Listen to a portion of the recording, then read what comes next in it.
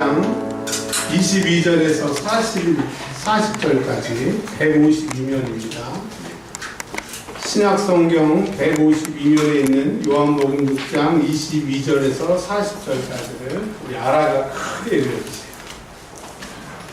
이튿날 바다 건너편에 서있던 우리가 배 한척 외에 다른 배가 거기 없는 것과 또 어제 예수께서 제자들과 함께 그 배에 오르지 아니하시고 제자들만 가는 것을 보았더니 그러나 디베라에서 이들이 주께서 축사하시는 여럿이 떡 먹던 그곳에 가까이 왔더라. 우리가 거기에 예수도 안 계시고 제자들도 없음을 보고 곧 배틀을 타고 예수를 찾으러 가버나움으로 가서 바다 건너편에 만나 라비여 언제 여기 오셨나이까 하니 예수께서 대답하여 이르시되 내가 진실로 진실로 너희에게 이르노니 너희가 나를 찾는 것은 표적을 본 까닭이 아니요 떡을 먹고 배부른 까닭이로다. 떡을 양식을 위하여 일하지 말고 영생하도록 있는 양식을 위하여 하라. 이 양식은 인자가 너희에게 주리니 인자는 아버지 하나님께서 인치신 자니라. 그들이 묻되 우리가 어떻게 하여야 하나님의 일을 하오리까? 예수께서 대답하여 이르시되 하나님께서 보내신 이를 믿는 것이 하나님의 일이라 하시니 그들이 묻되 그러면 우리가 보고 당신을 믿도록 행하시는 표적이 무엇이니까? 하시는 일이 무엇이니까? 기록된 바 하늘에서 그들에게 떡을 주어 먹게 하였다 함과 같이 우리 조상들은 광야에서 만나를 먹었나이다. 예수께서 이르시되 내가 진실로 진실로 너희에게 이르노니 모세가 너희에게 하늘로부터 떡을 준 것이 아니라 내 아버지께서 너희에게 하늘로부터 참 떡을 주시나니 하나님의 떡은 하늘에서 내려 세상의 생명을 주는 것이니라. 그들이 이르되 주여 이 떡을 항상 우리에게 주소서. 예수께서 이르시되 나는 생명의 떡이니 내게 오는 자는 결코 죽이지 아니할 터이요 나를 믿는 자는 영원히 목마르지 아니하니라. 그러나 내가 너희에게 이르기를 너희는 나를 보고도 믿지 아니하는도다 하였느니라. 아버지께서 내게 주시는 자는 다 내게로 올 것이요 내게 오는 자는 내가 결코 내쫓지 아니하리라. 내가 하늘에서 내려온 것은 내 뜻을 행하려 함이 아니요 나를 보내신 이의 뜻을 행하려 함이라. 나를 보내신 이의 뜻은 내게 주신 자 중에 내가 하나도 잃어버리지 아니하고 마지막 날에 다시 살리는 이것이니라. 내 아버지의 뜻은 아들을 보고 믿는 저마다 영생을 얻는 이것이니 마지막 날에 내가 이를 다시 살리리라 하시니라. 아멘. 한 글자도 안 틀리고 잘 읽으셨어요. 국문과를 나와야 이렇게 잘 읽나 봅니다. 예수님께서 백성들을 일부러 모으신 건 아닌데 예수님이 가시는 곳마다 사람들이 엄청 쫓아다녔습니다. 그 쫓아다니는 이유가 뭐냐면 이제까지 하나님이 살아계시다라고 하는 것을 성경에서는 들었지만 하나님의 살아계심을 보여주는 이적을 나타내는 선지자들이 400년 동안 나타나지 않았던 그 시대에 400년 만에 하나님의 선지자가 나타나서 입에서 말을 열 때마다 하나님의 메시지가 그의 입에서 불같이 토해졌습니다. 그러나 그가 하늘에 어떠한 이적을 보이는 건 아니었습니다. 그러나 그의 설교를 듣고 있으면 가슴이 뜨거워져서 견딜 수 없고 회개하지 않고는 견딜 수 없는 그런 하나님의 역사가 세례 요한을 통해서 나타났습니다. 그런데 이제 몇 달 후에 물론 사람들은 그것이 세례 요한과 사춘이고 그런 건 전혀 모르는데 새로운 사람이 나타났는데 이 사람은 세례 요한보다 더 권세와 능력의 말씀을 증거하고 말씀만 행하는 것이 아니라 그가 말하는 대로 기적이 일어나고 표적이 일어나고 능력이 나타나니까 사람들이 400년 동안 하나님의 역사를 보지 못했던 그 사람들이 하나님의 역사를 보려고 또 하나님의 음성을 들으려고 예수님을 쫓아다녔습니다. 그래서 예수님은 가는 곳마다 사람들이 미어 터졌어요.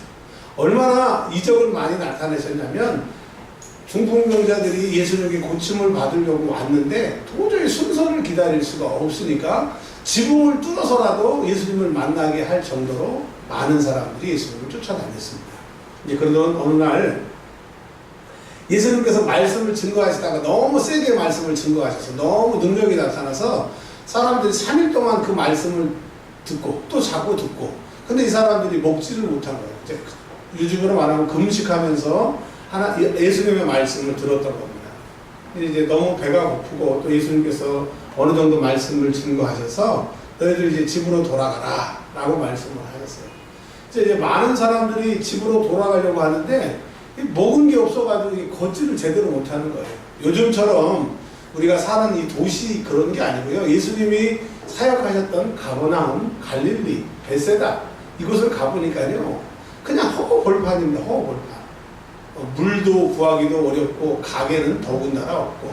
근데 거기가 바닷가 바로 옆이니까 바닷가에 바닷물은 있어도 사람이 먹고 마실 수 있는 그런 조건이 좋은 곳이 아닙니다. 예수님이 제자들에게 이렇게 말씀하셨습니다. 저희들에게 먹을 것을 나눠주라. 그 제자들이 황당한 거예요. 뭐 자기들도 형편이 뻔하고 또 이 많은 사람을 먹을 것이 없는데 주님, 우리가 이 사람들을 먹일 수가 없습니다. 또 이 많은 사람에게 먹일 것을 주려고 하면 도대체 얼마나 많은 돈이 필요하겠습니까? 라고 했을 때 예수님께서 너희가 가진 것이 무엇이냐 물어보셨을 때 우리에게는 물고기 보리떡 5개, 이게 전부입니다. 이것도 어떤 어린 아이가 엄마가 싸준 도시락을 아껴서 이렇게 내놨는데 이게 전부입니다. 예수님이 그들에게 이렇게 말씀하셨습니다. 50명씩 100명씩 앉혀서 앉게 하라고. 그래서 그 제자들은 말씀에 순종해서 50명 100명씩 둥그렇게 앉아 있었어요. 근데 예수님이 그 떡과 생선을 가지고 하늘에 우러러보시면서 축사하셨어요. 그리고 뭐라고 말씀하셨냐면 이것을 저들에게 나눠주라고 말씀하셨습니다. 그러니까 제자들이 예수님 장난하십니까? 이 많은 사람한테 이게 어떻게 되겠습니까? 라고 하지 않고 말씀에 순종하여 그 보리떡과 물고기를 나누어 줬습니다. 그랬더니 이게 웬일입니까? 남자만 5,000명, 여자와 어린아이를 제외하고 남자만 5,000명, 그 숫자를 다 파악하면 약 2만 명에서 3만 명이 되는 술을 그들이 실컷 먹고도 몇 광주리가 남았다고? 12광주리가 남았다고 마태복음은 얘기를 하고 있습니다. 또 며칠이 지난 후에 예수님이 똑같이 그런 상황이 돼서 또 축사하셨습니다. 그랬더니 이번에는 4,000명이 먹고, 그러니까 남자만 4,000명이니까 그 여자들, 노인들까지 합치면 정말 2만 명 정도 되는 거죠. 그리고 먹어주고 남은 것을 다 예수님이 거두라고 그랬어요. 그랬더니 몇 광주리가 남았다 그랬습니까? 7광주리가. 예수님께서 이 땅에 계셨을 때 작은 물고기와 작은 떡으로 5,000명을 4,000명을 먹이시고 꼭 남은 것을 전부 광주리에 모으라고 그러셨어요. 그래서 12광주리에 모으고 7광주리에 모이고. 여러분 좀 이상하지 않습니까? 보리떡 2개, 물고기 5개로 사람들을 그렇게 먹였으면 12광주리가 남고 7광주리가 남으면 너희들이 가다가 먹어라, 배고프면 먹어라, 그거 나눠줘야 되는데 예수님이 왜 굳이 12광주리, 7광주리를 모으셨는지 궁금하지 않으셨나요? 그 이유는 이것입니다. 예수님께서 그것을 가지고 뭐 끼니를 때우기 위해서 욕심을 내서가 아니라 그들이 만약에 예수님이 5,000명, 4,000명을 먹인 다음에 남은 7광주리, 12광주리 있는 생선과 물고기를 가져가서 집사람, 동네 사람들, 자기 가족들에게 보여줄 거 아닙니까? 봐라. 내가 예수님이 오늘 이적 행하신 것을 봤는데 내가 지금 배가 꿀룩 나오도록 먹고 이거 남아가지고 내가 이렇게 가져왔다. 그러면 그 자리에 참석하지 못했던 사람들은 이제 예수님을 어떤 사람이라고 생각하냐면 예수님은 돌로 빵을 만드시고 물고기, 보리떡 작은 것으로 수천 명을 먹이시는 빵집 사장 정도로 먹는 것을 해결할 정도로 예수님을 알게 돼서 이제 배고픈 사람은 예수님에게 오는 배고픔을 해결해주는, 예수님은 배고픔을 해결하는 정도의 사람으로 인식할까봐 예수님은 아예 물고기와 보리떡을 가져가지 못하도록 제자들에게 오셨다라고 하는 겁니다. 그러니까 그들이 체험한 예수, 그들이 만난 예수, 베세다에서 만난 예수님은 그들의 굶주림을 채운 예수님인 정도로 알았는데, 그러나 우리 예수님은 오늘 요한복음 6장과 마태복음 뒤에도 나오지만 예수님은 우리의 배고픔을 해결해 주려고 하고 오신 분이 아니라 뭐라고 말씀하셨냐면 33절에 나는 하나님의 떡은 하늘에서 내려오는 세상에 새 생명을 주는 것이라. 그리고 35절에 나는 생명의 뭐라고 말씀하셨어요? 떡이라고 말씀하셨어요. 사람이 밥을 먹지 아니하면 굶어 죽는 것처럼 너희들에게는 영의 양식이 있다. 영의 양식이 누구냐? 예수님이다 이거예요. 그 예수님을 우리가 고기처럼 먹는 게 아니라 예수님의 말씀이 예수님이 되셨으니까 예수님의 말씀이 우리의 영의 양식이라고 하는 거예요. 우리는 육신은 음식을 많이 먹으면 배불릴 수 있고 몸무게를 늘릴 수 있지만 영의 양식은 예수님밖에 없다는 거예요. 목이 마르다고 바닷물을 마실 수 없고 목이 마르다고 사막에서 모래를 퍼먹을 수 없듯이 우리가 먹고 살 수 있는 길은, 우리가 영생할 수 있는 길은 예수밖에 없다는 거예요. 그래서 예수님이 다른 성경에서는 내가 곧 길이고 내가 곧 생명이다 이거예요. 너희들은 나를 먹어야 살 수 있고 나를 먹는 사람만이 살 수 있다고 하는 거예요. 그래서 오직 예수, 오직 생명, 예수 내 구원자, 예수 내 구주, 이 말씀을 하시는 거예요. 우리가 이 세상에서 예수님을 믿는 것은 잘 먹고 잘 살려고 위함이 아니라 우리가 육신의 때, 즉 영원히 우리 육신 안에 머무는 이 육신의 때에서는 육신이 주인인 것 같아서 잘 먹고 잘 살려고 하는 것이 온통 우리의 관심이 있지만, 그러나 우리 육체에서 영원히 떠나가는 영원의 때에, 육체는 이 땅에 이제 버려지고 영원히 가게 되는 영원의 때에 내가 살 수 있는 것은, 구원받을 수 있는 것은 예수님을 먹는 사람, 예수의 생명이 있는 사람만이 구원받을 수 있다라고 하는 거예요. 그래서 예수 외에는 우리의 구원자가 없음을 여러분 믿으시길 바랍니다.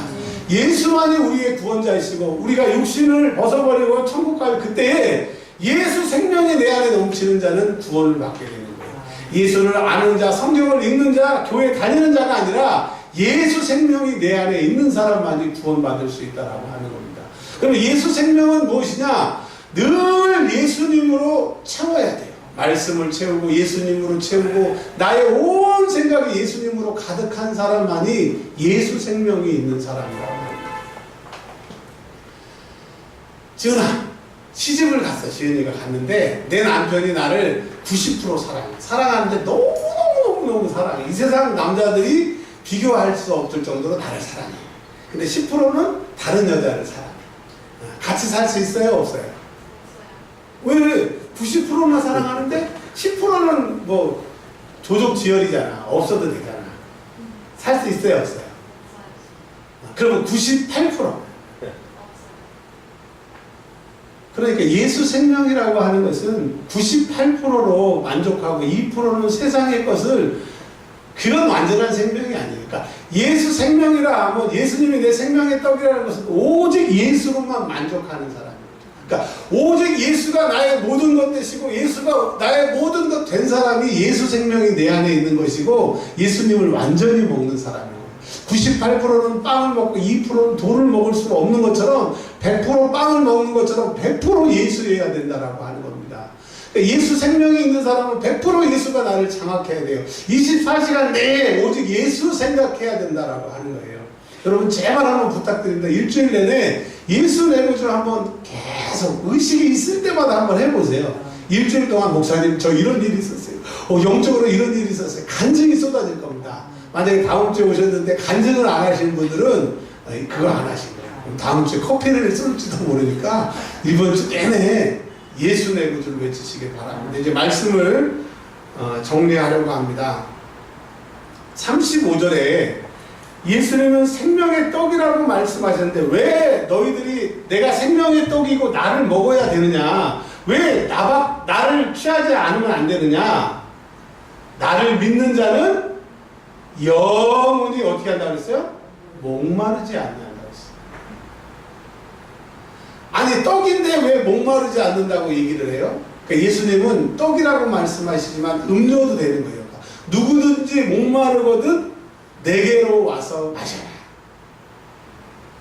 예수님을 마시는 자는 영원히 목마르지 아니하고 그 배에서 생수의 강이 흐른다라고 하는 그 얘기는 생명의 떡이나 생수나 같은 말이에요. 그러니까 예수님을 먹고 마시는 사람은 예수로 넘치게 되고 예수의 은혜와 예수의 영광과 예수의 능력과 예수의 도움과 예수님이 가지신 모든 권세와 능력이 나와 함께 하심으로 예수를 가진 사람이 다 가진 사람이 되는 것을 믿으시기를 바랍니다.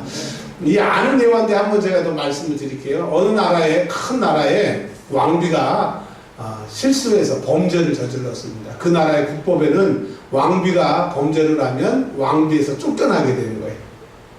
그래서 왕이 아내를 사랑하지만 왕비를 사랑하지만 신하들이 왕비가 잘못했으니까 왕비에서 쫓아내라고 하도 얘기를 해서 할 수 없이 왕비에게 이제 폐위를 명했습니다. 근데 왕이 그동안에 자기 아내를 사랑하고 왕비가 너무너무 수고했기 때문에 이렇게 얘기합니다. 딱 이 나라를 떠날 때 딱 한 가지만 가지고 떠날 수 있도록 할 테니까 아무것도 좋으니까 말을 해라. 그랬더니 왕비가 이렇게 얘기했답니다. 전 다 필요 없어요. 왕만 데리고 가겠습니다. 그게 뭐예요? 왕 데리고 가면 그 나라가 안 되잖아요. 그래서 할 수 없이 그 왕비를 용서해줬다라고 하는 이야기가 있습니다. 즉 왕을 가진 사람은 그의 죄까지도 사함을 받고 그에게 기회가 생기는 거고 다시 왕비의 자리로 복원할 수 있는 것처럼 여러분 이제까지 우리가 예수가 없었기 때문에 비참한 거고 예수가 없었기 때문에 목말랐던 거고 예수가 없었기 때문에 피곤했던 거고 예수가 없었기 때문에 희망이 없었던 겁니다. 그러나 예수님 우리의 생명이 되시고 양식이 되고 음료가 되시기 때문에 예수로 충만하시기를 바랍니다. 늘 고백하세요. 예수 충만, 예수 내 구주, 예수 내 구주. 주님의 이름을 부르는 자는 구원을 얻게 되고 예수의 생명이 넘치게 되는 거예요. 희한하게 예수 내 구주라고 외치자 내 안에 악한 것들, 악한 생각들이 막 떠나는 것을 느껴요. 그러니까 내 안에 악한 것들, 내 주변에 악한 것들은 예수님이 내 구주라고 고백하는 그 사이에 틈에 끼어들어올 수가 없는 거예요. 여러분 예수 사이에 예수님과 나 사이에 악한 것이 틈타지 않는다고 하면 예수는 충만하게 되는 거예요. 예수의 능력이 나에게 나타나는 거예요. 예수는 우리의 모든 것에 모든 것 되십니다. 한 주간 동안 예수의 이름을 불러서 구원받은 저와 여러분들이 되시길 바랍니다. 영혼의 구원, 물질의 구원, 모든 것을 다 포함한 구원입니다. 우리 한번 외쳐보겠습니다. 예수 내 구주. 한 주간 동안 예수로 충만하시길 바랍니다. 주님 오실 그날 때까지 우리가 예수로 충만한 저와 여러분들이 되시기를 주의 이름으로 축원합니다. 주님 가르쳐 주신 기도로 오늘 예배를 마치겠습니다. 하늘에 계신 우리 아버지, 아버지의 이름을 거룩하게 하시며 아버지의 나라가 오게 하시며 아버지의 뜻이 하늘에서와 같이 땅에서도 이루어지게 하소서. 오늘 우리에게 일용할 양식을 주시고 우리가 우리에게 잘못한 사람을 용서하여 준 것 같이 우리들을 용서하여 주시고 우리를 시험에 빠지지 않게 하시고 악에서 구하소서. 나라와 권능과 영광이 영원히 아버지의 것입니다. 아멘.